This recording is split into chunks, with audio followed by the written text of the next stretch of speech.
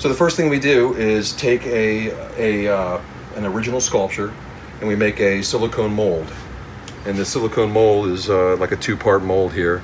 It has a hole in the end so that you can hold it up to a pressurized wax pot and inject wax into it. And you can see already just by looking through the mold, you can see the wax that's in there.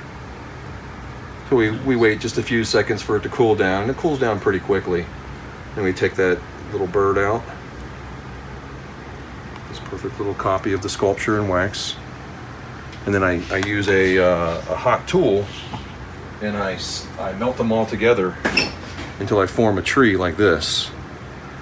I could take this little piece and stick it right there if I wanted to. So once you have a tree, you take a cylinder and you set it around it like this. Here's an example of one. There's a tree in there with the cylinder. It's all been weighed.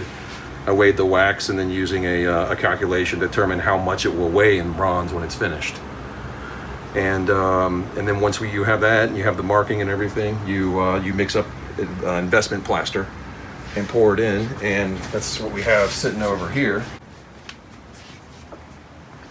So we've got this this flask that had the investment plaster poured in. And then we take this flask and put it in the kiln and cook it for about 4 hours.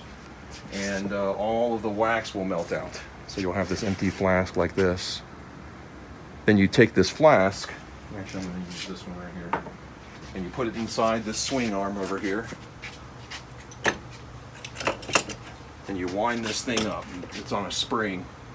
So you wind it up 3 times and lock it with a pin. You put all your metal in there and you melt it down really good, and when it's ready, you let go and it slings all the metal into the cylinder. When it's done, you take that cylinder out with tongs and you dip it in water, and it's so hot that all the plaster blows away, and you end up with a copy of that wax tree in bronze. Then just similar to the pewter, you snip all the pieces off, grind them, clean them, patina them, and tumble them, and you're done.